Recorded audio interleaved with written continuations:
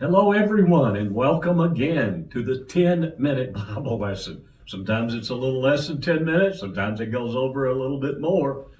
Well, you know what? Last time when we saw the children of Israel, they had made a grave error.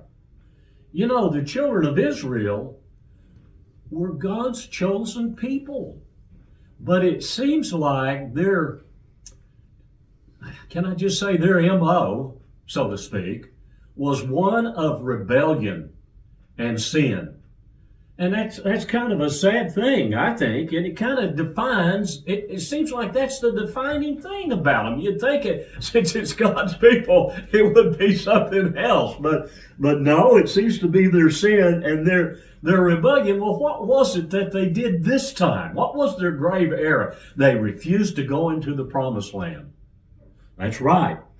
You see, it was the land that God had promised to the children of Israel. God had promised it all the way back to Abraham and to Isaac and to Jacob. It was part of their history. And when it came time, hundreds and hundreds of years had passed, and it came time to go in, they refused to go in. You know what they did? They sent spies out into the land to search the land out. Let's read about it. In Numbers chapter 13, verse 21, it says, "So they went up and spied out the land from the wilderness of Zin as far as Rehob, near the entrance of Hamath." So they were gone 40 days in this task of going all over the land, and looking. And they brought back, when they finished, they had a report, and they brought back an evil report. And so it brought great discouragement to the congregation. So when the congregation heard their report, now let me just make it sure that you understand there were 12. There was a leader from each tribe. So there were 12 of them. So the majority of them, 10 of them, brought back a bad report. Listen, it caused the children of Israel to weep. Now think about that. When they gave the report, this bad and evil report, the children of Israel just started crying and started weeping, and they refused to go up and claim the land that God said, "I have given that land to you."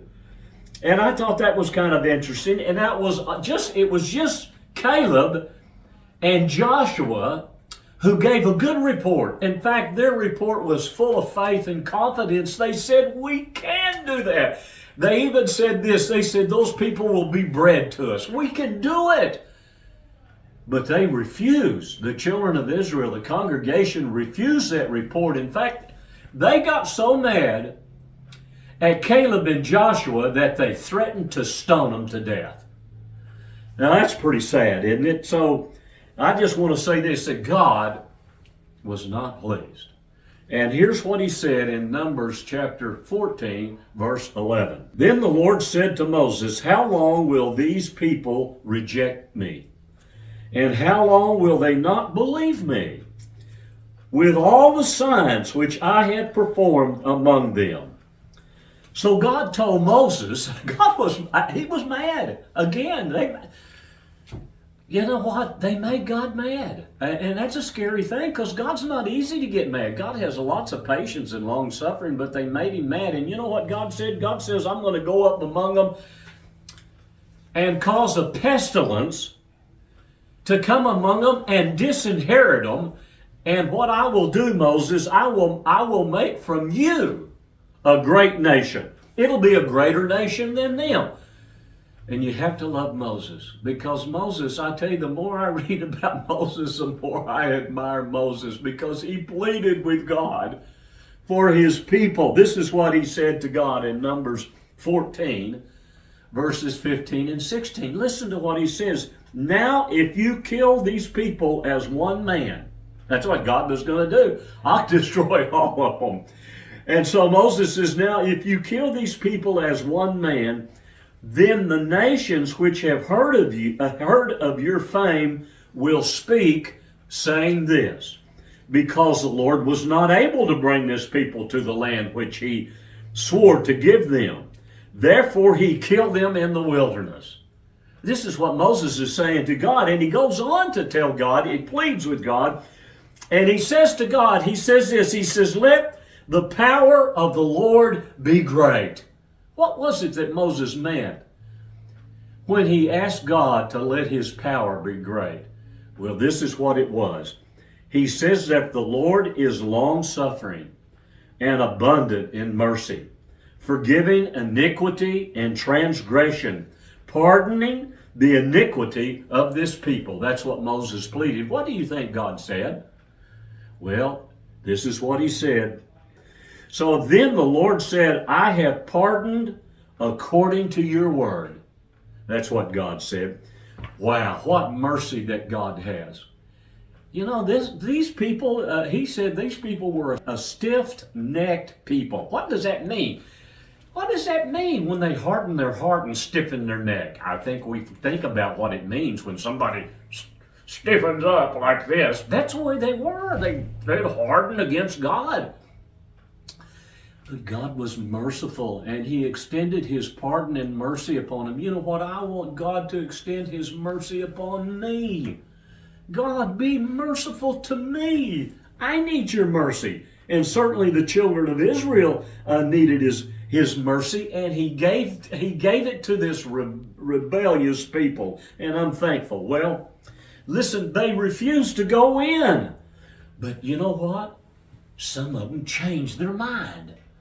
After God had already passed judgment and said, okay, it's too late. You're not going to go in. I'm going to make you turn around and go back into the wilderness. Some of them says, no, we're going to change our mind. We'll go. And Moses says, don't do it. Don't do it, because God's not going to be with you. And you know what? They did it anyway.